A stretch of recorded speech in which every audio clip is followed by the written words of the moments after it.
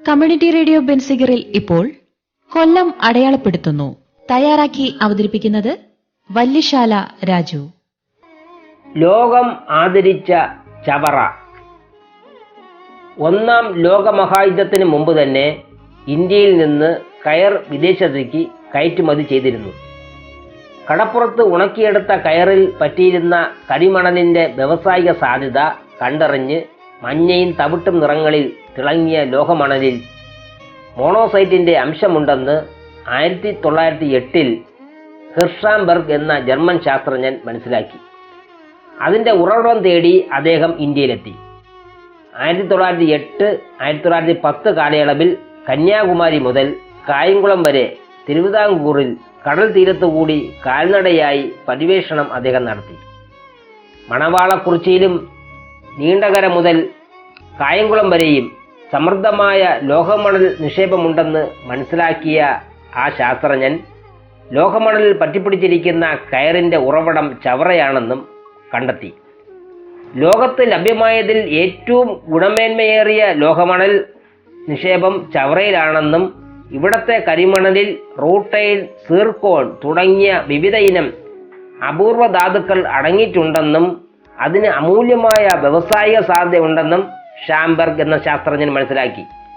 അക്കാലത്ത് പ്രചാരത്തിലിരുന്ന gas വിളക്കുകളുടെ mantle നിർമ്മാണത്തിന് ആവശ്യമായ തോറിയം ഓക്സൈഡ് നിർമ്മിക്കാൻ മോണോസൈറ്റ് അത്യാവശ്യ ഘടകമായിരുന്നു. താമസിക്കാതെ 1910 ഷാംബെർഗ് മണവാളക്കുറിച്ചിയിൽ ആദ്യത്തെ ലോഹമണൽ വ്യവസായശാലയ്ക്ക് തുടക്കം കുറിച്ചു. അതേ കാലയളവിൽ വെഡ്സ് എന്നൊരു മറ്റൊരു ജർമ്മൻകാരൻ മോണോസൈറ്റ് വേർതിരിച്ചെടുക്കാനുള്ള മറ്റൊരു വ്യവസായ സ്ഥാപനവും തുടങ്ങി.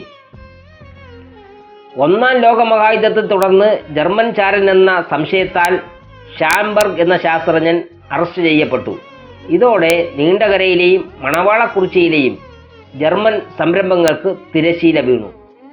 1914 ലണ്ടൻ ആസ്ഥാനമായുള്ള ലണ്ടൻ കോസ്മോപൊളിറ്റിക്കൽ മിനറൽ കമ്പനി ഈ വ്യവസായശാലകൾ ഏറ്റെടുത്തു. ഇതാണ് പിൽക്കാലത്ത് ട്രാവൻകൂർ മിനറൽസ് ലിമിറ്റഡ് എന്ന പേരിൽ അറിയപ്പെട്ടത്. ഇതേ കാലയളവിൽ തന്നെ മറ്റ് പല സംരംഭകരും മണവാളക്കുറിച്ചിയിലും ചവറയിലും ചെറുകിട വ്യവസായശാലകൾ തുടങ്ങിയിരുന്നു. വിദേശ രാജ്യങ്ങളിൽ വൈദ്യുത ലഭ്യമായതോടെ മോണോസൈറ്റിൻ്റെ മാർക്കറ്റ് പരിമിതമായി. 1920 ഹോപ്കിൻ ആൻഡ് വില്യംസ് എന്ന ലണ്ടൻ ആസ്ഥാനമായുള്ള ഇംഗ്ലീഷ് കമ്പനി മണവാളക്കുറിച്ചിയിൽ പ്ലാന്റ് സ്ഥാപിച്ച് പ്രവർത്തനം തുടങ്ങി. പേപ്പർ മുതൽ വിമാന നിർമ്മാണം വരെയുള്ള അനേകം വ്യവസായങ്ങൾക്ക് ഇൽമനൈറ്റിൽ നിന്ന് ഉൽപ്പാദിപ്പിക്കുന്ന ടൈറ്റാമെറ്റലും ഒഴിച്ചുകൂടാനാവാത്ത ഘടകമായിരുന്നു. ടൈറ്റാനിയം അടങ്ങിയിട്ടുള്ള റൂട്ടൈൻ, സിർക്കോൺ തുടങ്ങിയ ധാതുക്കളും വേർതിരിച്ചെടുക്കാൻ തുടങ്ങി. 1922 ചവറയിൽ നിന്ന് ആദ്യമായി ഇൽമനൈറ്റ് വിദേശത്തേക്ക് കയറ്റുമതി ചെയ്തു. 1903 ട്രാവൻകൂർ മിനറൽസ് കമ്പനി ലിമിറ്റഡ് രൂപീകൃതമായി. കമ്പനി ലണ്ടൻ കോസ്മോപൊളിറ്റൻ മിനറൽ കമ്പനിയുടെ ആസ്തികൾ ഏറ്റെടുത്തു. 1933 ചവറയിലെയും മണവാളക്കുറിച്ചിയിലെയും പ്ലാന്റുകൾ പ്രവർത്തന സജീവമായി. 1930 പ്രവർത്തനം തുടങ്ങിയ മലബാർ മിനറൽസ് ലിമിറ്റഡ് എന്ന ഫാക്ടറി ചെങ്കോട്ട സ്വദേശിയായ ചട്ടനാഥ കരയാളർ മുൻകൈയെടുത്ത് രൂപീകരിച്ച അസോസിയേറ്റഡ് മിനറൽസ് കമ്പനി വിലയ്ക്ക് വാങ്ങി. 1939 ചവറയിൽ അത് പ്രവർത്തനം തുടങ്ങി.